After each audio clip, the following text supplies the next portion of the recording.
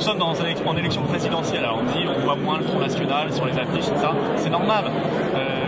La présidentielle, dans l'esprit gaulliste de la Ve République, ce n'est pas une affaire de parti. C'est une relation directe entre une candidate, en l'occurrence, une future présidente, je l'espère, et le peuple français. Et cette relation, elle concerne un projet, des idées, mais en même temps une femme, une personnalité, des convictions, un caractère. Et c'est, je crois, tout le sens de ce rendez-vous. Je ne sais pas ce que c'est qu'une langue officielle. Je crois que la seule langue qu'on nous demande, c'est la langue de notre cœur, c'est la langue de nos convictions, c'est tout. Et un dernier mot, vous parlez de cœur. Est-ce que Marine Le Pen va jouer l'aspect être humain personnel dans cette campagne plus que dans la précédente? Sûrement qu'en 2012, elle devait faire connaître ses idées parce qu'elle venait d'être élue à la tête du parti, ça faisait moins d'1 an, donc il fallait qu'elle fasse connaître ses propositions, sa vision, son projet. Là, 5 ans après, tout cela est beaucoup mieux connu, elle a fait ce travail, donc elle peut un peu plus se concentrer effectivement sur sa personnalité.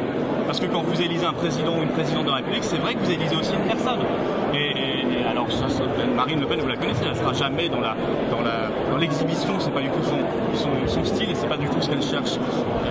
Mais c'est vrai qu'elle aimerait que les Français la connaissent un peu mieux dans ce qu'elle est aussi, mère de famille, femme qui marie une vie familiale et en même temps une vie au service de la France, professionnelle. Et puis elle a des convictions fortes sur ces sujets qui sont des sujets essentiels aujourd'hui, qui vont être importants dans la campagne présidentielle. L'égalité homme-femme, le statut de la femme va être un sujet, à mon avis, absolument essentiel dans cette présidentielle. Il s'agit de rassurer ceux qui ont encore peur de voter FN aujourd'hui. Oui, il faut rassurer tous ceux qui seraient encore sensibles à la propagande, mais ça avance bien.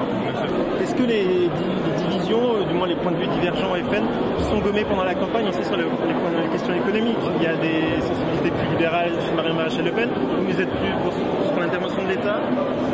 Oui, mais on a fait beaucoup de mousse sur des tout petits mots qui étaient un peu différents parfois et on a voulu faire croire qu'il y avait une fracture. Il y a des amendements à la loi travail aussi qui a été déposée au Sénat. Ils ont été retirés.